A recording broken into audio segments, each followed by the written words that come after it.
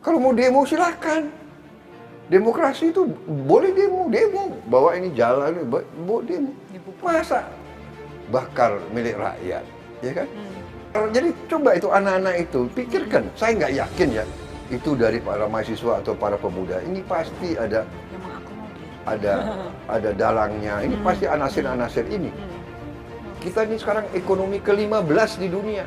Dari 200 negara, ekonomi kita ke-15 di dunia. Presiden Jokowi hatinya utamanya adalah selalu mikirin bangsa dan rakyat. Karena itulah saya mau kerjasama. Betul. Ya kan kalau saya lihat, waduh, beliau kurang nasionalis, untuk apa? Ya saya berharap untuk rakyat, bahwa rakyat itu percaya sama pimpinan bermaksud baik, percaya sama sistem kita berusaha dengan segala kekurangannya kita berusaha perbaiki sistem itu. Saya optimis dan saya berharap kita waspada, jangan mau diadu domba, dan percayalah ujungnya ini tangan-tangan dari luar kita. Ini kalau masih ada yang main-main, saya gigit sendiri. Sudah mulai ngerti ya, oh di sini. Saya sudah mulai ngerti, oh di sini. Saya sudah mulai ngerti. Kalau masih ada yang main-main, sekali lagi, yang gigit saya sendiri. Lewat cara saya.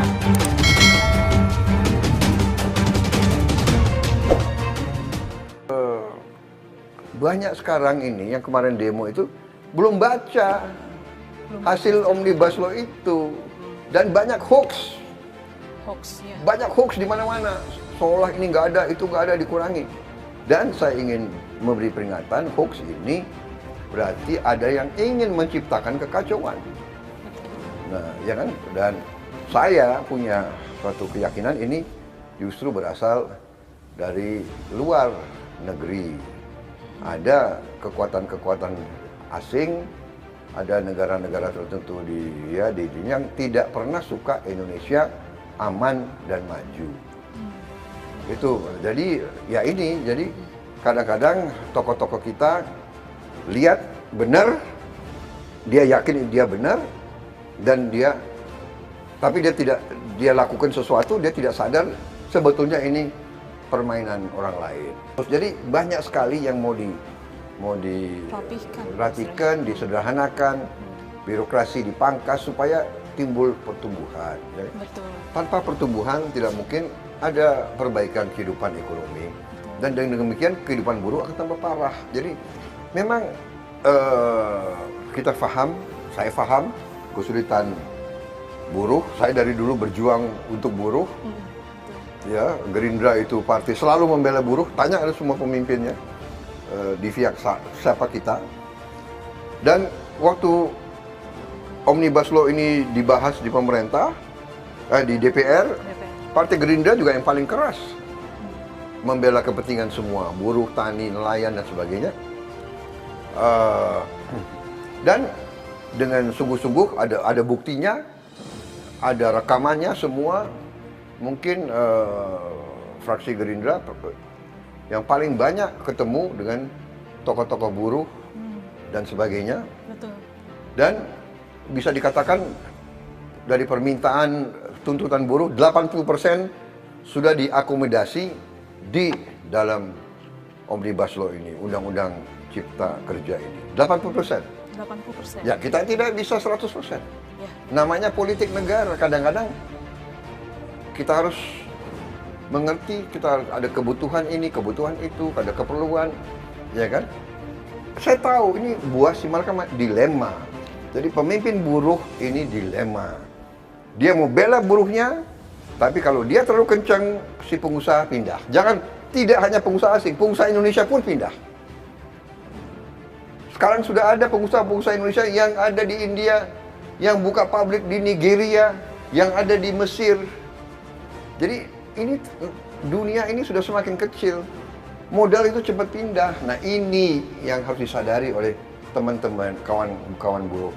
Jangan emosional, jangan cepat marah, jangan ya kan? Anarkis.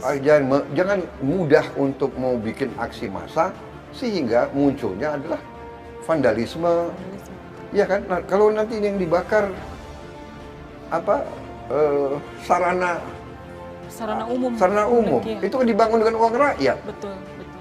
Untuk kepentingan rakyat dibakar. Jadi coba itu anak-anak itu pikirkan. Saya nggak yakin ya itu dari para mahasiswa atau para pemuda. Ini pasti ada Memang aku mau. ada dalangnya. Ini pasti anasir-anasir ini. Ya kan? Ini pasti anasir juga yang dibiayai oleh asing. Nggak mungkin seorang patriot mau bakar milik rakyat. Kalau mau demo silakan. Demokrasi itu boleh demo. Bawa ini jalan, boleh demo. Masa bakar milik rakyat, ya kan? Benar nggak? Jadi kalau sudah begitu kita harus sangat-sangat waspada. Betul sekali. Ini yang dalang ini tidak bertanggung jawab sama sekali. Saya sangat prihatin, ya kan? Ya kan ada hoax bahwa upah minimum dihapus, itu dibaca dong, ya kan? Tidak seperti itu, ya kan? Jadi dibaca telitinya itu. Jadi ada memang tentang pesangon, ya kan? Tapi pelaksananya juga nanti kan bisa dinego dengan perusahaan-perusahaan itu, ya kan? Tapi saya yakin pemerintah dan apalagi presiden yakin sedang mencari bentuk bagaimana kita beri bantuan langsung. Sudah ada banyak upaya kita, ya, sudah banyak sekali. Dan saya katakan bahwa saya yakin dan percaya bahwa Presiden Jokowi hatinya utamanya adalah selalu mikirin bangsa dan rakyat. Karena itulah saya mau kerjasama. Betul. Ya kan kalau saya lihat, waduh, beliau kurang nasionalis, untuk apa? Kan begitu, ya kan? Kita ini sekarang ekonomi ke-15 di dunia. Dari 200 negara, ekonomi kita ke-15 di dunia. Ya kan? Dan diramalkan kita akan jadi ekonomi ke-5, ekonomi ke-6 atau ke-5 dalam berapa tahun yang lalu. Bahwa masih ada ketidakadilan. Yes, ini sedang kita perjuangkan, ya kan? Bahwa sumber alam kita banyak dicuri, yes, ini harus kita amankan. Jadi kalau Anda tanya, fokus saya, pertahanan harus kuat. Ini food estate juga begitu, ini akan menciptakan lapangan kerja. Kita buka lahan-lahan yang banyak, 1 juta hektar, 2 juta hektar, 3 juta hektar, 10 juta hektar. Ini menyerap lapangan kerja, ya kan? Ekonomi berjalan.